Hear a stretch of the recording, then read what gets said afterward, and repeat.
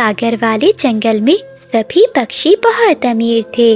वहीं जंगल के एक कोने में चंदू चिड़ा अपने परिवार के साथ रहता था। चंदू चिड़ा एक गरीब कुम्हार था। वो मिट्टी के बर्तन बनाकर बेचा करता था और उसी से अपने परिवार का गुजारा करता था। दिवाली करीब आ रही थी, इसलिए उसने ढेर सारे मिट्टी के दिए बनाए और उन्हें बेचने के लिए जंगल में निकल जाता है। लेकिन चंदू चिड़े को दिए से कोई खास कमाई नहीं होती। एक दिन वो दिए बेचते बेचते थक जाता है। सारा दिन गुजर गया, लेकिन अभी तक एक भी दिया नहीं बिका। अब मैं मानो और बच्चों के सामने क्या मुंह लेकर जाऊंगा। परसों जंगल में दिवाली है और हाल ये है कि मेरे पास दिवाली का सामान खरीदने के पैसे नहीं हैं। यही सोचते सोचते चंदू चिड़ा अपने दिए उठाता है और वापस खाली पंखों घर लौट जाता है। घर के बाहर उसकी पत्नी मानो चिड़िया और दोनों बच्चे अपने पिता के इंतजार में बैठे हुए थे। अपने पति का उतरा हुआ चेहरा देखकर मानो चिड़िया सब समझ जाती है। चलो बच्चों, अंदर चलो, आपके पापा थके हुए हैं। बच्चे भी समझ जाते हैं कि उनके बाबा आज भी खाली पंखों ही आए हैं। बच्चे सुबह से पटाखों की आस लगाए बैठे थे। फिर वो दोनों बहन भाई चुपचाप अंदर चली जाती है। भैया, हमारे साथ हमेशा ऐसा ही होता है। लगता है इस बार भी दिवाली हमें खाली पंखों ही मनानी होगी। मीना बहन, हम इतने गरीब क्यों हैं? ऊपर वाला हमें अमीर क्यों नहीं बनाता? कितने दिन हो गए, मैंने तो मिठाई की शक्ल तक नहीं देखी। सोचा था इस दिवाली में ढेर सारी मिठाई खाऊंगा, लेकिन भैया, लेकिन कुछ नहीं, देखना सब ठीक हो जाएगा। घर के बाहर मानो चिड़िया चंदू चिड़े को समझाती है। दिल छोटा मत कीजिए, दिवाली अभी परसों है, कल का दिन पूरा बाकी है। अगर ऊपर वाले ने चाहा तो हमारी दिवाली भी सभी पक्षियों की तरह अच्छी ही होगी। हाँ मानो, अब तो बस ऊपर वाले का ही आसरा है। मानो चिड़िया की बातें सुनकर चंदू चिड़े को तसल्ली होती है। अगले दिन मानो चिड़िया चंदू चिड़े के साथ दिए बेचने जंगल में जाती है, लेकिन आज भी उनकी इतनी कमाई नहीं होती। मानो, ये थोड़े से ही पैसे हैं, इनसे भला क्या मिलेगा। बच्चे घर पर मेरा इंतजार कर रहे होंगे, वो पटाखे और मिठाइयाँ मांग रहे थे। मानो चिड़िया भी चंदू चिड़े की बात सुनकर उदास हो जाती है। फिर वो अपने घर चले जाते हैं। रात हो जाती है। मानो चिड़िया अपने बच्चों के साथ सो जाती है, लेकिन चंदू चिड़े को नींद नहीं आती। ए ऊपर वाले, मेरे बच्चे क्या सोच रहे होंगे कि कैसा बाप है उनका।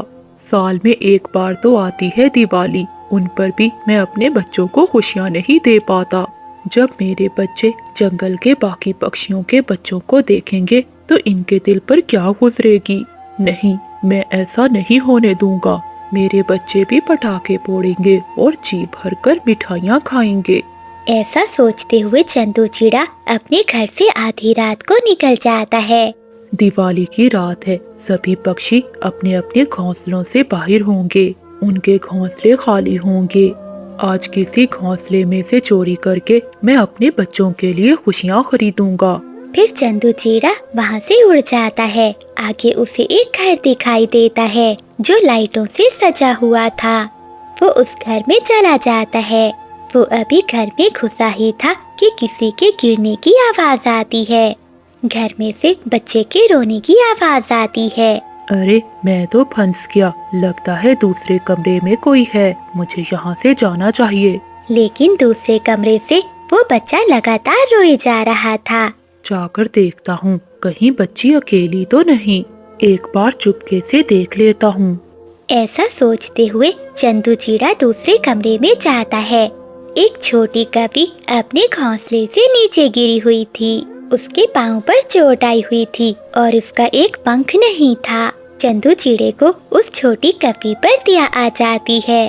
अरे, इस बच्ची की उम्र तो मेरी मीना बेटी जितनी है। इसके तो पाँव पर बहुत चोट आई है। मुझे इस बच्ची की मदद करनी चाहिए। फिर चंदू चिड़ा वहाँ जाता है और वो बच्ची को उठाकर घोंसले में बिठा देता है। छोटी कपी भी चंदू चिड़े को देखकर चुप कर जाती है।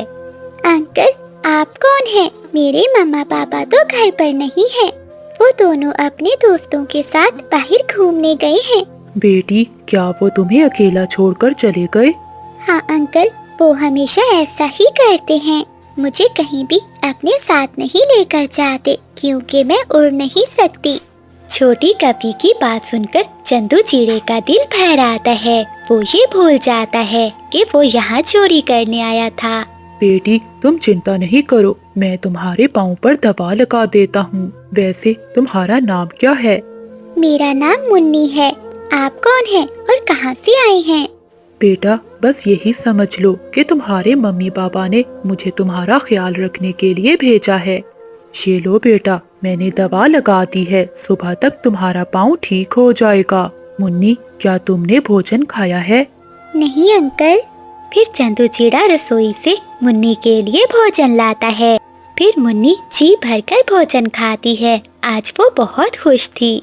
फिर चंदू चिड़ा मुन्नी को लेकर घर से बाहर आता है। वो दोनों पटाखे बजाते हैं। मुन्नी तो आज बहुत खुश लग रही थी।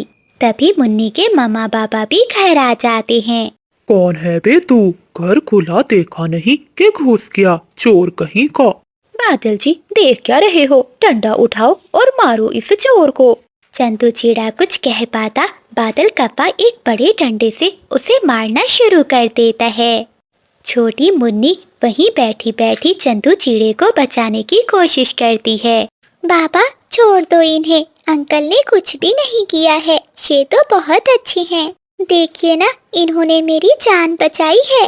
अगर आज अंकल ना होते तो मैं आपके सामने जिंदा ना होती। मुन्नी की बात सुनकर कप्पा और काफी चौंक जाते हैं। फिर मुन्नी उन्हें सारी बात बताती है।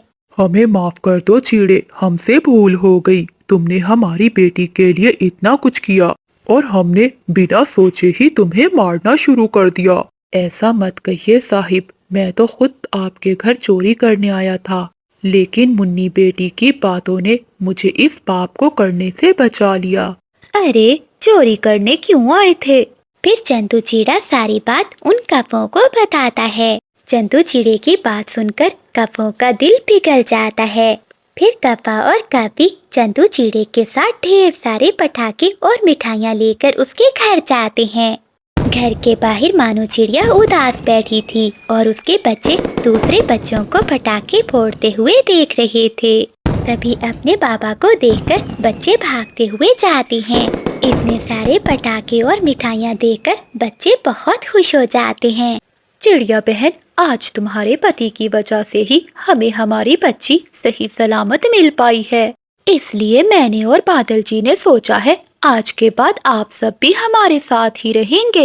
ये सुनकर चंदू चिड़ा और उसका परिवार खुशी से झूम उठता है और वो सब मिलकर जंगल के सभी पक्षियों के साथ दिवाली का त्योहार मनाने लगते हैं।